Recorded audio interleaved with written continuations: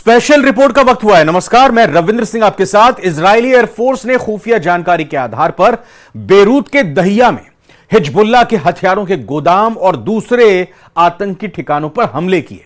हमले से पहले आईडीएफ ने उस इलाके में रहने वाली आबादी को चेतावनी भी दी थी, जिससे वो समय रहते इलाके को खाली कर सकें।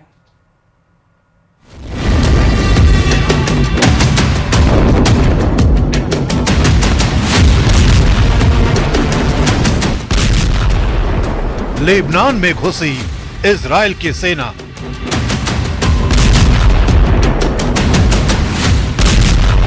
इजराइल का लिमिटेड ग्राउंड ऑपरेशन शुरू।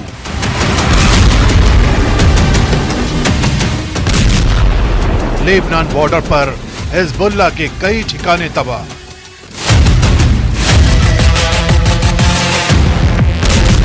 लेबनान में भगदड़ जैसी स्थिति है।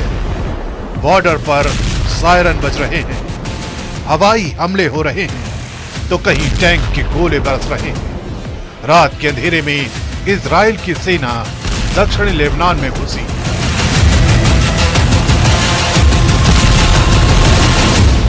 दक्षिणी लेबनान के बॉर्डर पर बरसते बम इजराइल के दावे पर मोहर लगा रहे हैं।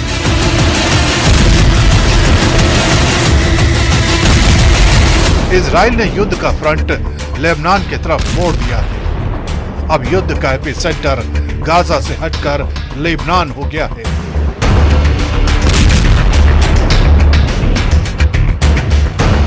हिजबुल्लाह पर इजराइल के सीरियल अटैक के बाद अब इजराइल की सेना सीमा से सटी हिजबुल्लाह के सुरंगों में घुसकर तलाशी ले रही है।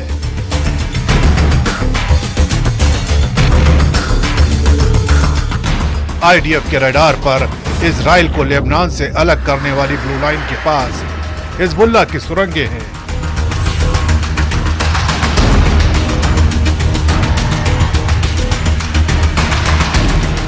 इजरायली सेना आईडीएफ ने सोशल मीडिया पर पोस्ट कर लेबनान में ग्राउंड ऑपरेशन पर मुहर लगा दी।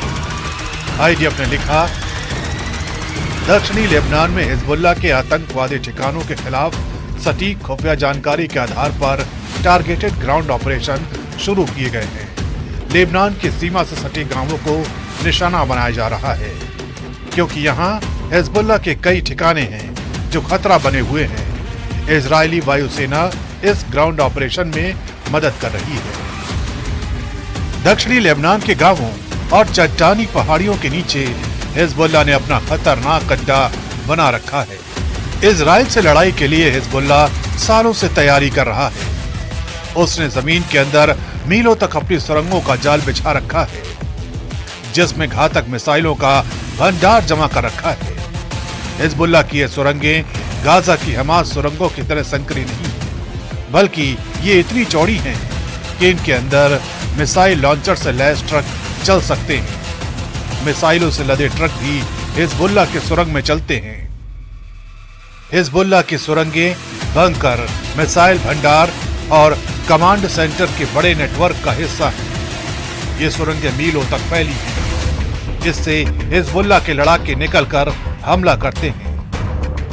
यही वजह है कि इजराइल ने हिजबुल्लाह के चीफ नसरुल्लाह को मारने के बाद अब ऐसी जगहों को निशाना बनाना शुरू किया है, जिससे हिजबुल्लाह इजराइल पर जवाबी कार्रवाई नहीं कर सका।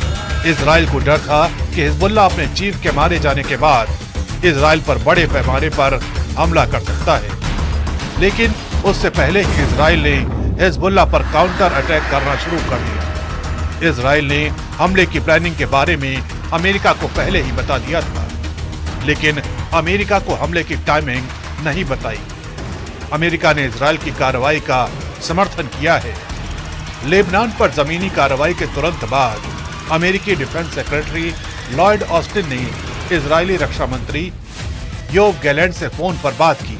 इसके बाद लॉयड ऑस्टिन ने कहा, संयुक्त राज्य अमेरिका इजराइल के अपनी रक्षा के अधिकार का समर्थन करता है। इजराइल ने अमेरिका को साफ साफ बता दिया है कि वो हिजबुल्लाह के इंफ्रास्ट्रक्चर को पूरी तरह तबाह करेगा, ताकि हिजबुल्लाह 7 अक्टूबर की तरह इजराइल पर हमला न कर सके। ऐसा पहली बार नहीं है जब इजराइल की सेना ने लेबनान में ग्राउंड ऑपरेशन किया है। 18 साल पहले साल 2006 में इजरायली सेना लेबनान में दाखिल हुई थी। तब 34 दिन तक इजराइल और हिजबुल्लाह के बीच युद्ध चला था। उस युद्ध में 1100 से ज्यादा लेबनानी नागरिक मारे गए थे। लेबनान पर इजराइल के ग्राउंड हमले के बाद अमेरिका ने पश्चिमी एशिया में एडिशनल फोर्स भेजने का फैसला किया है। इस दौरान अमेरिका ने ईरान को चेतावनी भी दी है। अमेरिका ने ईरान को साफ शब्दों में धमकी दी है कि वो इजराइल से सीधे न उलझे, नहीं तो इसके गंभीर परिणाम भुगतने होंगे।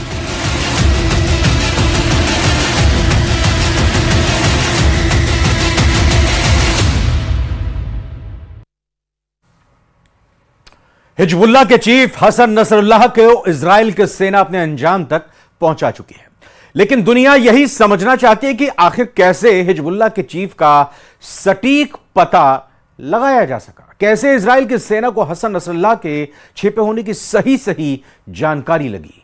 इन्हीं सवालों के बीच ईरान के पूर्व राष्ट्रपति अहमदीनेजाद ने ईरान की खुफिया एजेंसी के भीतर मोसाद की घुसपैठ का दावा किया है।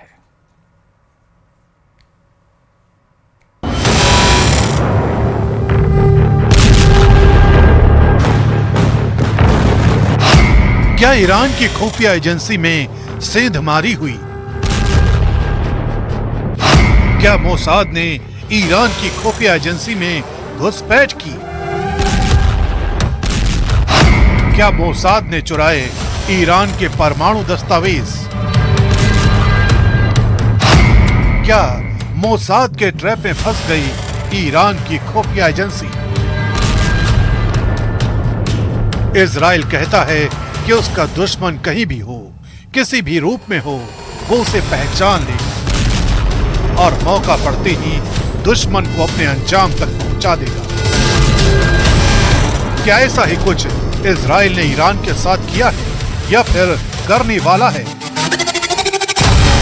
क्या ऐसा ही कुछ हिजबुल्लाह के साथ भी किया गया? इन सवालों के रहस्य को समझने से पहले हमें सबसे पहले ईरान के पूर्व राष्ट्रपति महमूद अहमदीनेजाद के इस बयान को ध्यान से समझना होगा। हमने इजराइल का मुकाबला करने के लिए एक यूनिट का गठन किया और उस यूनिट का हेड मोसाद का एजेंट निकला। ईरान के पूर्व राष्ट्रपति के इस बयान ने पूरे मिडिल ईस्ट में सनसनी फैला दी है। न्यूयॉर्क सन की रिपोर्ट के मुताबिक पूर्व ईरानी राष्ट्रपति का कहना है, इजराइल की जासूसी के लिए बनाया गया ईरान के जासूसों के समूह को मोसाद ने अपने नियंत्रण में ले लिया था। ईरानी जासूस मोसाद के लिए डबल एजेंट के रूप में काम कर रहे थे। लेकिन सवाल उठता है कि आखिर किस मकसद को अंजाम देने के लिए इजराइल की खुफिया एजेंसी ने ऐसा किया? इसको लेकर अहमदीनेजाद ने दावा किया है कि मोसाद के ऑपरेशन का लक्ष्य ईरान के परमाणु कार्यक्रम से जुड़ी जानकारियां चुराना था। उन्होंने ये भी बताया कि ईरान की खुफिया एजेंसी में एक दो नहीं बल्कि लगभग 2 दर्जन ईरानी जासूस मोसाद के लिए काम कर रहे थे। ईरान के पूर्व राष्ट्रपति ने यहाँ डबल एजेंट शब्द का इस्तेमाल किया है। इस टर्म का इस्तेमाल जासूसों के लिए किया जाता है। ये एजेंट एक सरकार की सेवा का दिखावा करते हैं, जबकि असलियत में ये दूसरे देश की सेवा के लिए काम करते हैं। खुफिया एजेंसियां ऐसे मुश्किल कामों के लिए बेहद खास व्यक्ति को तय करती हैं। इनका मकसद दुश्मन से बेहद अहम जानकारियां हासिल करना होता है। वैसे ये कोई पहली बार नहीं है जब इजराइल की खुफिया एजेंसी ने इस तरह के किसी सीक्रेट मिशन को अंजाम दिया है। 2018 में भी बेंजामिन नेतन्याहू ने इस बात का पर्दाफाश किया था कि इजराइल ने ईरान के परमाणु हथियारों से जुड़ी बेहद अहम फाइलों को हासिल किया है और ये सब कुछ मोसाद के उन डबल एजेंट्स के जरिए किया गया जो ईरान में रहकर उसकी एजेंसी के साथ गद्दारी कर रहे थे। और अब इस बात के कयास भी लगाए जा रहे हैं कि कहीं हिजबुल्लाह के सुप्रीम लीडर हसन नसरुल्लाह को ठिकाने लगाने के लिए भी ऐसा ही तो नहीं किया गया। वैसे हिजबुल्लाह के कमांडर इन दिनों इजराइल के निशाने पर हैं। नसरुल्लाह के बाद एक हिजबुल्लाह के कई कमांडर्स मारे जा चुके हैं। इजराइल ने हिजबुल्लाह के एक और कमांडर ईद हसन नश्र को मार गिराया है। वो हिजबुल्लाह के रॉकेट यूनिट का कमांडर था। इस खबर से हिजबुल्लाह कैंप में एक नई तरह की दहशत फैल गई है। इजराइल के फाइटर जेट अगले कौन से मिशन पर जाने वाले हैं, यह रिपोर्ट देखकर आप चौंक जाएंगे।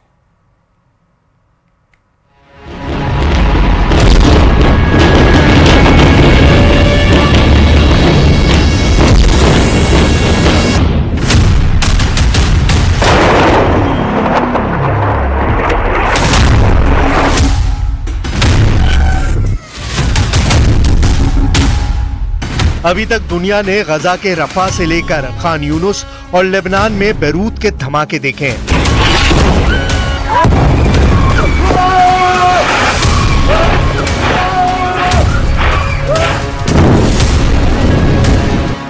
यमन के हुदैदा में भी आग लगी हुई है। इन हमलों के पीछे इजराइल का सबसे बड़ा हथियार अब दुनिया के सामने आ गया है। नेतन्याहू ने फाइटर जेट दिखाया। नेतन्याहू ने पायलट भी दिखाया। नेतन्याहू ने बम भी दिखाया जो गजा से लेकर बैरूत और यमन में तबाही मचा रहे हैं।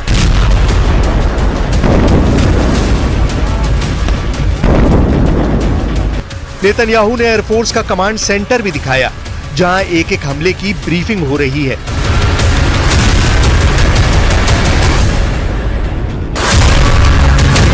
किसी भी एयरफोर्स में ऐसी ब्रीफिंग ऑपरेशन से पहले या उसके बाद होती है। फाइटर पायलट्स के साथ कमांडर होते हैं। मिशन में जो टारगेट उड़ाए गए उन पर बात होती है। जो नए टारगेट सेट होते हैं उन पर रणनीति बनाई जाती है। इजरायली वायुसेना अब नए हमले के लिए तैयार है। यह है इजराइल को अमेरिका से मिला F-15 लड़ाकू विमान, जिसकी रेंज में लेबनान भी है और यमन भी। ये रिफ्यूलिंग के बाद ईरान में भी ऑपरेशन कर सकता है और यही फाइटर जेट इस वक्त इजराइल के हमलों को धार दे रहा है। अब देखिए कि इजराइल का नया टारगेट कौन कौन है। इजराइल के टारगेट पर 3 लोग हैं। पहले टारगेट पर लेबनान के मिलिशिया हिजबुल्लाह के नए चीफ हाशिम सफुद्दीन का नाम है। दूसरे टारगेट पर यमन के मिलिशिया हूती की लीडरशिप यानी अब्दुल मलिक अल हूती का नाम हो सकता है। और अगर युद्ध ईरान की दहलीज तक पहुंचा तो ईरान की लीडरशिप इजराइल के टारगेट पर होगी, इसमें कोई शक नहीं। פוגע, מנסה לפגוע באזרחי מדינת ישראל, נגיע אליו. זה הכי פשוט, ונעמיד כל ערכה שנצטרך עם כל יכולת שיש לנו, ויש לנו פה עוד יכולות רבות להעמיק, להרחיב את הפגיעה. नेतन्याहू ने एयरफोर्स का वीडियो दिखाया तो इजराइल की मीडिया ने हिजबुल्लाह के डेप्यूटी चीफ शेख नईम कासिम का ये वीडियो दिखाया। ये वीडियो एक सीक्रेट लोकेशन का है। वीडियो में नईम कासिम को बार बार पसीना पोंछते देखा जा सकता है, यानी डर हिजबुल्लाह के नए बंकर तक पहुंच गया है। फिर भी हिजबुल्लाह के डिप्टी चीफ शेख नईम कासिम ने कह दिया है कि इजराइल के ग्राउंड ऑपरेशन के लिए हिजबुल्लाह पूरी तरह तैयार है। वो अपने कमांडरों की मौत से घबराया नहीं है। हिजबुल्लाह के डिप्टी चीफ शेख नईम कासिम ने कह दिया है कि इजराइल के ग्राउंड ऑपरेशन के लिए हिजबुल्लाह पूरी तरह तैयार है। वो अपने कमांडरों की मौत से घबराया नहीं है। وتختار القرى قرية حتى لا يبقى قرية ولا بيت إلا وآثار إسرائيل العدوانية فيها. هي تعتدي على المدنيين وعلى الهيئات الصحية وعلى كشافة الرسالة وعلى كل الذين يسيرون.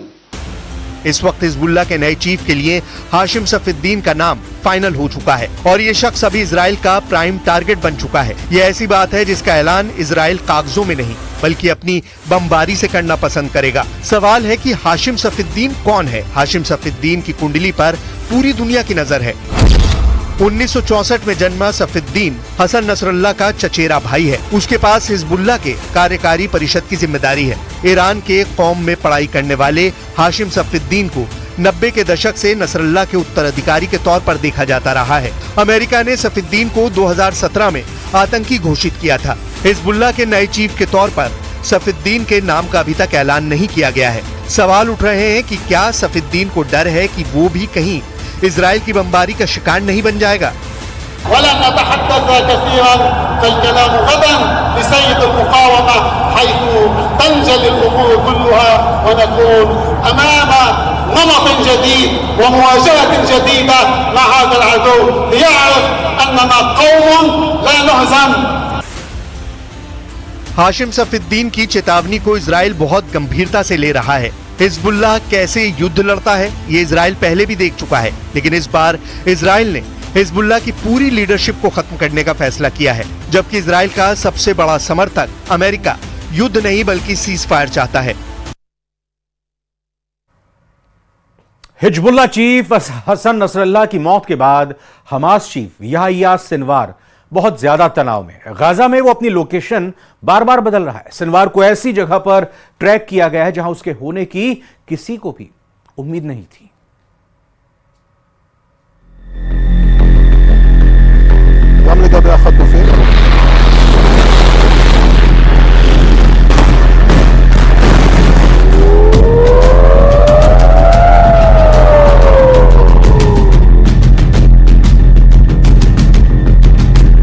नसरल्लाह की मौत के बाद सिनवार सुरंग में भाग रहा है। अपनी जान बचाने के लिए सिनवार दौड़ रहा है। सिनवार कभी इस सुरंग में पनाह ले रहा है, कभी उस सुरंग में। वो अपनी लोकेशन लगातार बदल रहा है। नेतन्याहू की आईडीएफ का खौफ उसके दिलो दिमाग में इस कदर छा चुका है कि सिनवार को रात में नींद नहीं आ रही है। आंखें बंद करते ही उसे इजराइल के बंकर बस्टर बम का ख्वाब आ जा रहा है और वो फिर से अपनी लोकेशन बदल ले रहा है।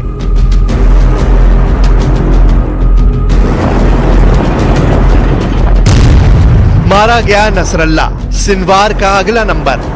लगातार लोकेशन बदल रहा है सिनवार। कोई इलेक्ट्रॉनिक डिवाइस साथ नहीं रख रहा।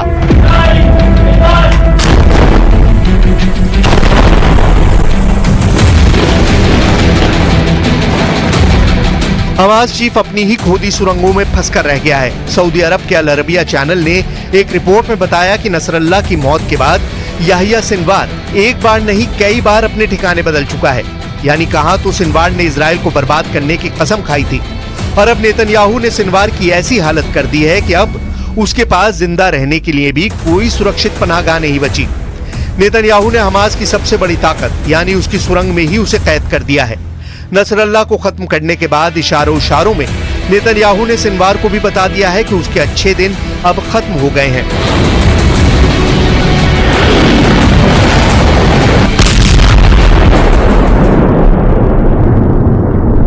יש לנו הישגים גדולים, אבל המלאכה עדיין לא הושלמה. בימים הקרובים אנחנו נעמוד בפני אתגרים משמעותיים, ונעמוד בהם יחד.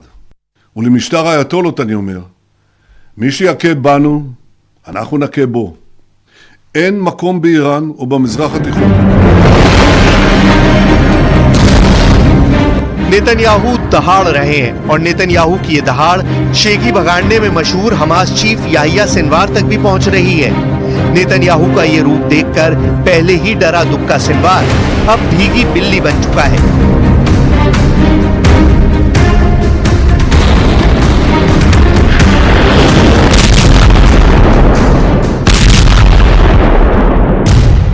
इस्माइल हानिया के बाद सिनवार ही इजराइल का सबसे बड़ा टारगेट है। इजराइल का पहला दावा है कि उसने गाजा के बॉर्डर के आसपास 80% सुरंगों को पूरी तरह तबाह कर दिया है। यानी गाजा से बाहर जाना अब सिनवार के लिए मुश्किल है।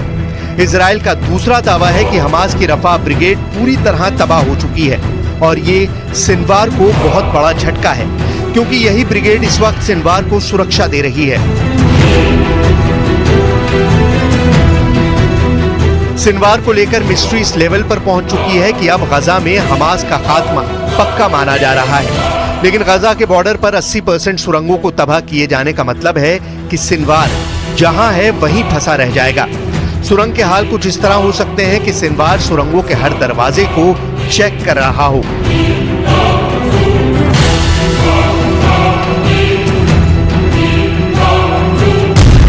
जब वो सुरंग नंबर 1 के दरवाजे पर जाता हो तो वहां पता चलता हो कि दरवाजा इजराइल के हमले में सील हो चुका है। वो सुरंग नंबर 2 के दरवाजे पर भी गया हो, वहां भी सील मिला हो।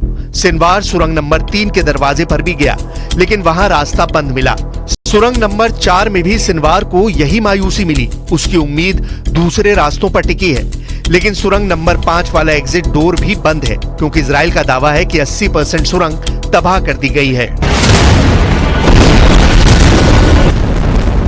सिनवार जहां भी है, जैसा भी है, ये बात तय है कि वो फंसा हुआ है। उसके बाहर निकलने का मतलब मौत है और उसके सुरंग में फंसे रहने का मतलब भी मौत माना जाएगा।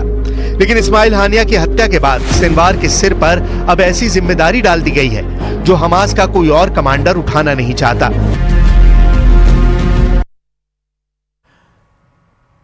बिहार में बाढ़ ने एक बार फिर से तबाही मचा रखी है। कई नदियों के तटबंध टूट चुके हैं, जिससे कई गांव पूरी तरह से जलमग्न हो चुके हैं। लाखों की आबादी बुरी तरह से प्रभावित हुई है। हालात ऐसे हैं कि अब लोगों ने अपने घरों को छोड़कर सड़कों और सुरक्षित स्थानों पर अपना ठिकाना बना लिया है। इस खास रिपोर्ट में आपको दिखाते हैं।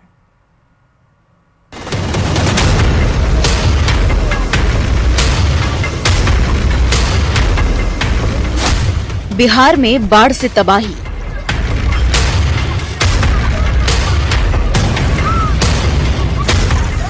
कोसी नदी ने दिखाया विकराल रूप।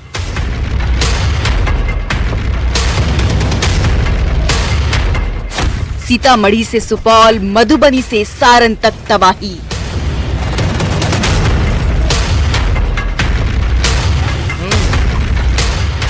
नदियां बनी सागर, खेत घर सब जलमग्न।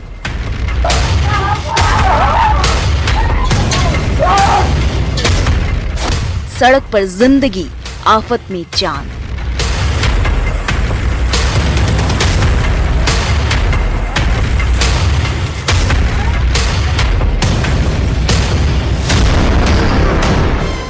दशकों बाद बाढ़ ने बिहार में ऐसी तबाही मचाई है कि घर, खेत, सड़क सब कुछ जलमग्न हो गया है। जहां तक आपकी नजर जा सकती है, सिर्फ पानी ही पानी नजर आ रहा है, मानो बिहार में जल प्रलय हुआ है।